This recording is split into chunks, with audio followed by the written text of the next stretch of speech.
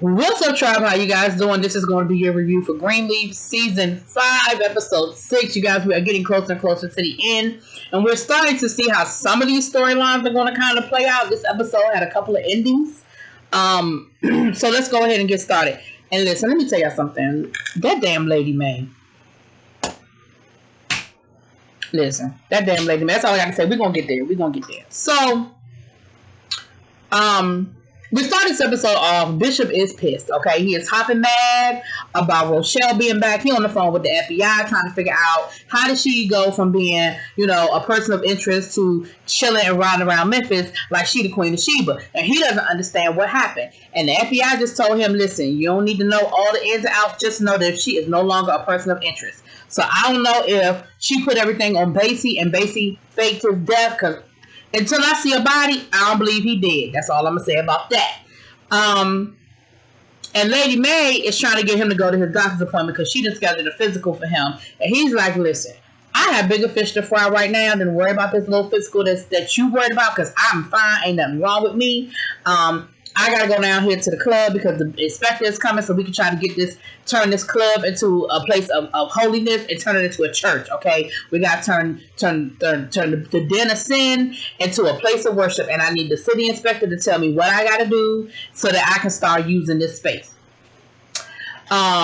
Lady May said that Tara is coming over to talk to her because Tara wants to let her know that she ain't had nothing to do with Rochelle coming back, that she still, wants everything to be cool with them, that she don't really like, she just wanted to Lady May. Lady May says, listen, I owe it to her to hear her out because God is trying to tell me something and I need to figure out what it is, okay? Bishop said, Tara can't tell me nothing, Rochelle can't tell me nothing. He said, do you understand that this woman wants me dead?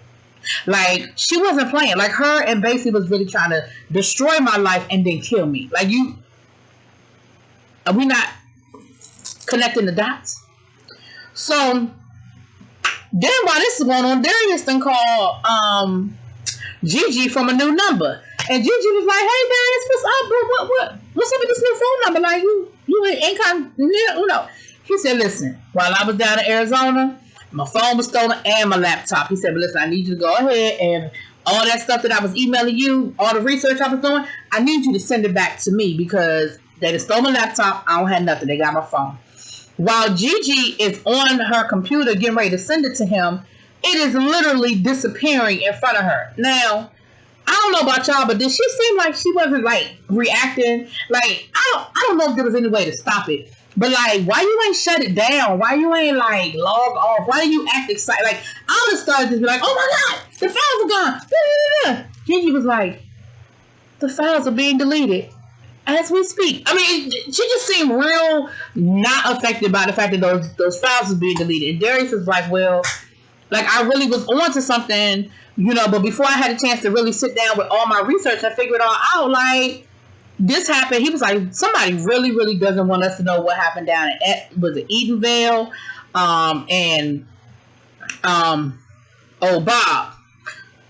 Now, while all this is going on,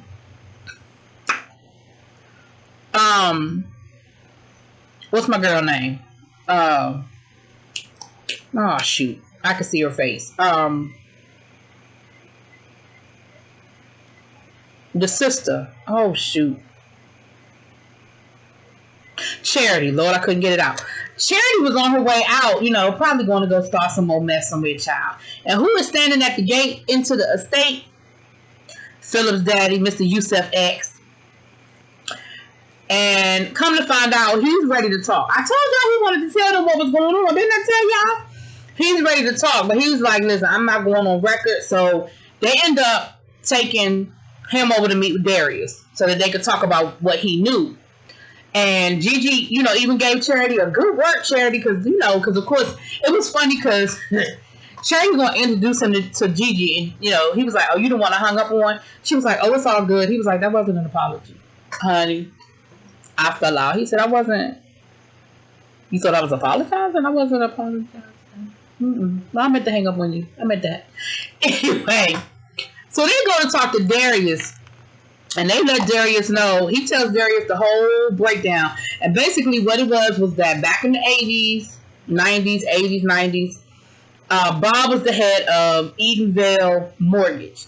And basically it was a predatory loaning company went in and basically created these loans to ultimately just take the houses from poor black people. And Philip's mother was the face of the operation because she was a non-threatening black woman coming and knock on your door saying, hey, you know, you got a really nice house here, you know, da da da da da da da da da da. And then they would create this loan, like this refinancing situation where there would be this big balloon payment at the end that the people couldn't afford to pay, and then they would lose their home. That's what the whole scam was. Now, they're like, well, are you willing to go on the record? He was like, yeah, nah, because I got legal entanglements that will prevent me from going on the record. He said, but I tell you what, if you can find somebody that's willing to tell the story, I will back them up. You know, I'll confirm it if you find somebody that's willing to tell the story. So now we have Miss Zora, who's got it all figured out. Zora is now auditioning for the new school up in New York. She told, she got Sophia is helping her do it. So she told Sophia, listen, I don't need me staying here and going to college down here because I'm staying here to prove myself to my family. After the whole fool last year when I ran away from home, was living with that abusive boyfriend and doing all that crazy shit. That's why I was staying in Memphis. But if they gonna get divorced, ain't no need for me to sit here. I gotta worry about me. Like they doing them, I'ma do me. So she done already booked herself a plane ticket to New York. She's doing an audition tape for a due date that has already passed. Talking about she gonna knock their socks off and they're gonna want to offer her a scholarship. Girl. Not a scholarship, but a position. Don't have anywhere to stay in New York. Don't know where she going, where she landing, how she gonna get there, where she gonna stay. Like all of this stuff. And Sophia is like, girl, you just gonna show up in New York and just be like, hey, Big Apple. Like, do you know how many girls end up strung out or turning tricks or dead with that same mentality that they're just gonna show up in New York and New York is gonna be their oyster? Girl, Zora, like I know you tripping over your parents getting a divorce, but girl, you smarter than that. You are smarter than that.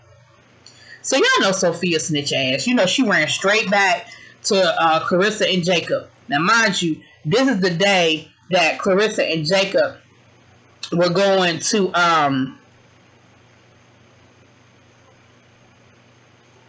go see the therapist to tell Winky that they were getting a divorce. So they was already having a bad day, and Jacob, told Clarissa, listen, I want joint custody.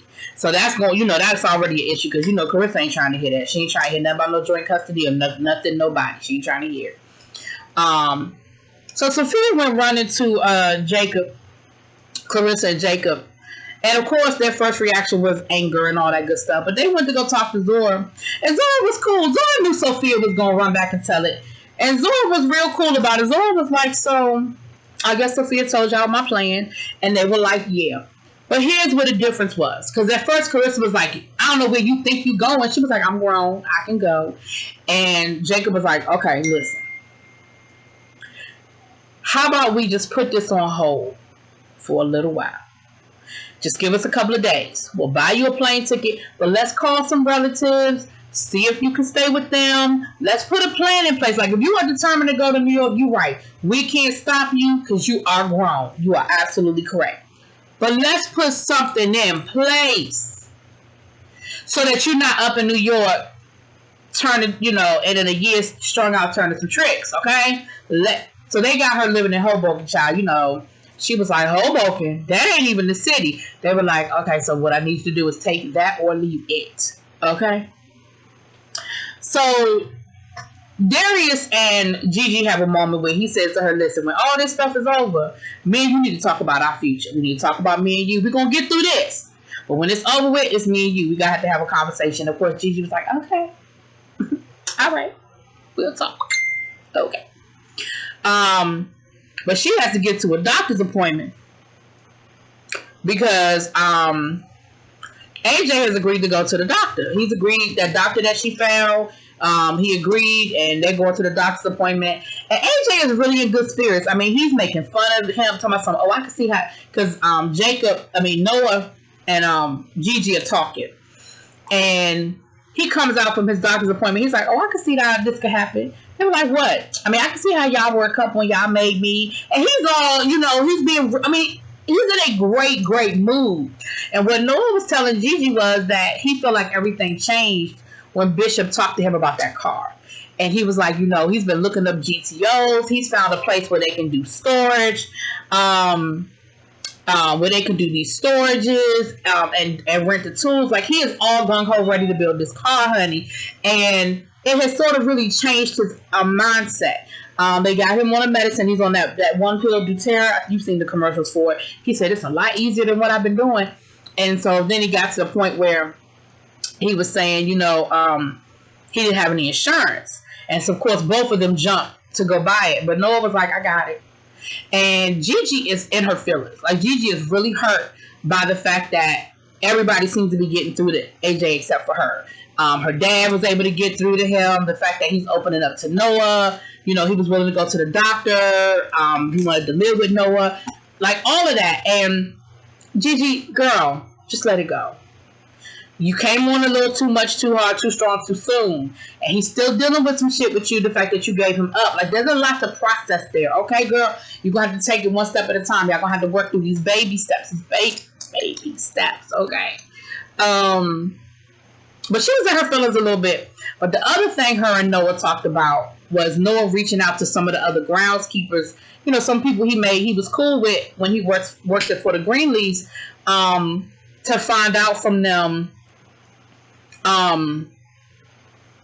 like, did they know anything about what was going on with this house, like with the groundskeeper, why that woman, who, Basie's dad, why was it him that was coming to visit, the colored guy that was coming to visit, why he was going to leave the house to her. Like, get some juice. Go do some research, honey. Get some juice. Get some stuff. Then we have Lady Mae meeting with Tara. And she said, listen, I'm more convinced than ever that this house can help with my ministry. And Lady Mae was like, listen, I want to give you this house, but I need to make sure that it's going to be used for what I want, for the good. Like, I can't give you this house if, Rochelle going to run all over. And she was like, well, you have to know that I didn't have anything to do with that. Like, I really don't rock with my sister like that. Like, I know my sister is crazy. I don't even rock with her like that. Lady Mae was like, okay, but then why did you call her? Like, what? Like, if you know she crazy, why did you even call her? She said exactly. If she had found out that y'all was sniffing around and talking about giving me that house, and I didn't tell her, like, do you really know what I would be dealing with right now? She was like, she's crazy. Okay. Lady Mae believes her, and Lady Mae still wants to work with her. But the one thing she said, listen, let me tell you something. She said, Tara told Lady Mae, I truly believe that this house is meant for good. Like, this is God's wants me to minister with this house. She said, but if it's going to cause confusion and destruction, I don't want it. I said, oh. And I think that might have convinced Lady Mae too. Like, oh, really? Okay. Now, while this is going on, Bishop down to the club with the building inspector. And who comes sliding through the door? Rochelle. Now, listen. Rochelle basically let him know, listen, I still think you had something to do with my daddy dying. It ain't nothing you gonna say that's gonna convince me different. And have you noticed that everything you touch has turned into dust, but everything I touch turns to gold? Have you paid attention to the fact that I'm no longer on the most wanted list? You done lost your church. You getting ready to lose your house, and you about to start a church and a club. Like, do you see what's going on here? She said, and let me explain something to you. Until you do right, I was thinking color purple, y'all. Until you do right by me, nothing good is going to come to you or your family. And then she going to tell him, Basie should have killed you when he had the chance. Listen, listen, Latoya Luckett, if you don't never do nothing else, girl, you play this part. You play this hard. Do you hear me?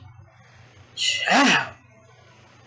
So Darius ends up calling hold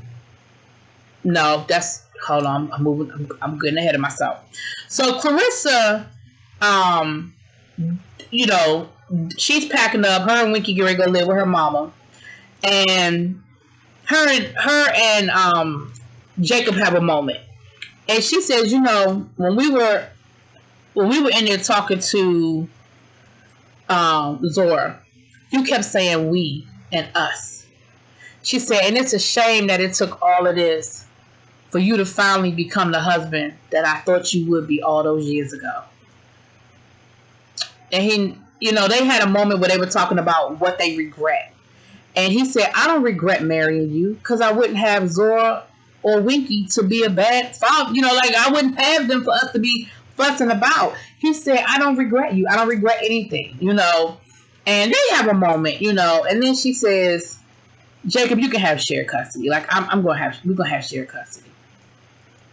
Now, while this is going on down the hall, we got Bishop and Lady Mae arguing over this house situation again. And Bishop is dead set against Rochelle coming into abreast of that house. Like, he is not trying to get that house up. And Lady Mae is like, listen, I need to figure this out because God done told me some things and I figured it out. And, you know, she was like, and then she said, did you ever stop to think about, like, how we even got this house to begin with? Like, did you even know that woman? Before Matt told you to go down there and talk to her, did you even know her? Like, why would she? Because Bishop was like, well, why would she leave that house to Basie's father? She was like, why would she leave it to you? You didn't even know that woman. She didn't even go to our church. Why would she give us this big ass house with all this land for nothing? Like, it had to be something more to it because she said something ain't right in the milk. Something in the milk ain't clean. And he was like, well, you know,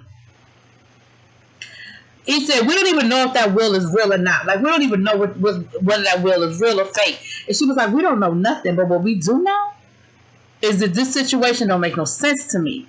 And maybe these are questions we should have asked a long time ago. So then Bishop gonna throw at Lady Mae about her sins, honey. Because, and just at that moment, Jacob come busting in the door, talking about Carissa's getting ready to leave, you know. It'd be nice if we could all go down and just say goodbye to her, you know, show a little bit of family love as she pulls off, you know, as we say our final goodbyes. And she will tell him, next time marry somebody you really love so we don't have to go through all of this mess and strife and be faithful. What'd she say that for? Bishop was like, oh, really? That's what we need to do? We need to be faithful? He said, all I know is you give that boy a hard time and you walk around here on your high horse when you got your own set of sins that you carrying. So don't keep throwing my sins in my face. Don't keep throwing them at Jacob until you know, reconcile your own shit. Okay? So they end up going to say goodbye to Clarissa. You know, everybody's saying they hugs and, you know, her and Jacob have a moment and all of that good stuff, honey. And before they get ready to go in the house, Lady Mae said, I got something I need to tell y'all. The bishop thinks I need to. And Bishop said, this ain't what I meant. She said, what you're not going to do is keep spraying me with my own tea. You're not going to do that. So before I keep letting you throw it in my face, I'm going to go on and tell them for you. I said, oh. Lady Mae said, so I have something I need to share with you all.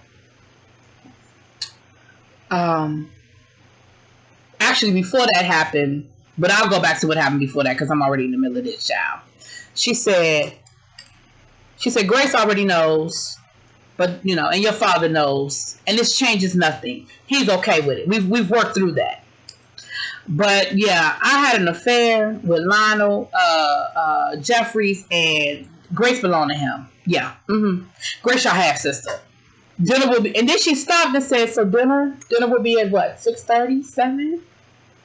Baby turned around and sashayed her ass in that house and left all of them standing on them steps like, what? Do what? Do what? Girl, I said, Lady Mae, you know you ain't shit. How you gonna drop that bomb on them and then walk off like you ain't said or did shit? Girl, I said, Lady Mae. Now, before that happened, we were down to the church. Charity then took Philip dad down there to go have a conversation with Philip and tell Philip he said, well, you know, the last thing I wanted, because he really didn't want to do it. He was real hesitant about doing it because he didn't want to give Philip a bad impression of his mother. But Charity's thing was he needs to know what's going on because basically he is about to marry the devil. Like, he's getting ready to marry this guy and he doesn't know the whole story and he doesn't know how this guy used his mom. So he takes the dad down there, and of course, it don't go well. You have, you know, Bob's daughter. She all in the mix, acting a damn fool, still flashing her damn ring, talking about something. We're engaged. I am his fiance. The father just looked at her like, of course you are. And of course, Phil ain't trying to hear none of that because him and his dad, they don't see it for each other. And his thing was, so you going to sit here and besmirch my mom's name while she was out there making this money that you saying she made through ill-gotten gains, while you was sitting on the couch doing your crossword puzzles, committing these crimes. Yeah, okay, so I'm going to believe you over my mama. That ain't about to happen.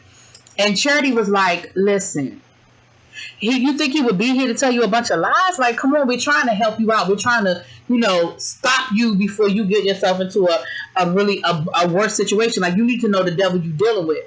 He was like, yeah, I'm okay. Like, I'm good. I don't need none of this. I'm good. And he getting ready to call the police on his daddy, talking about something. The statute of limitations can't be up on all your crimes. I said, damn.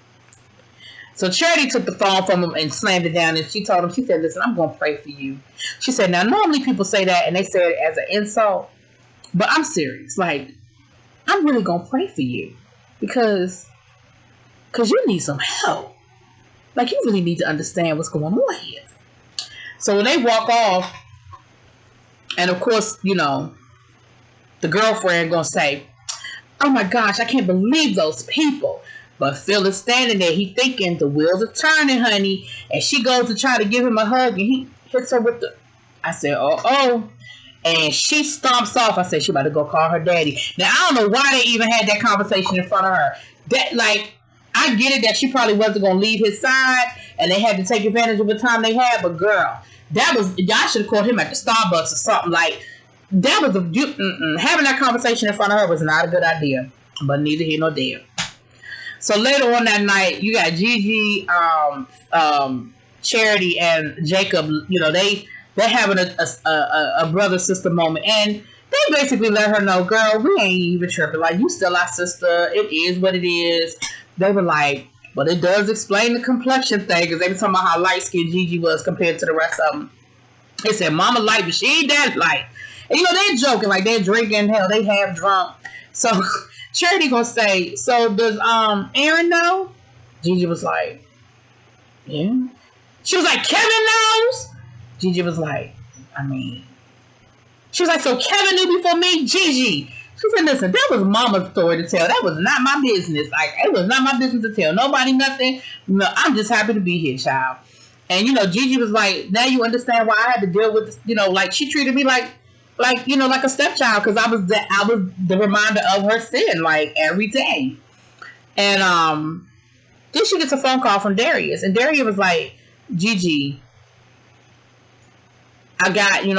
I got somebody that's willing to speak. Meet me at my house. And it was something about that call that didn't sound right. It didn't sound right. I don't know. Maybe just the recording just wasn't a good recording. I don't know. But of course, she gets to his house, honey, and he's nowhere to be found. And here comes somebody rolling up, basically telling her to mind her business and telling her, listen, ain't nobody going to miss a journalist. If he come up missing, ain't nobody going to miss him. And so I don't know if they just beat him up real good and dumped him somewhere as a warning, or if he gone. But neither here nor there, honey. We didn't see Darius, so I don't know where Darius went to, child. Bring Darius back. Anyway, y'all, that is day 6. We got 2 more days left before we are done with Greenleaf. Oh, I am so hurt. But anyway, let me know what y'all think. Drop it in the comments. Peace.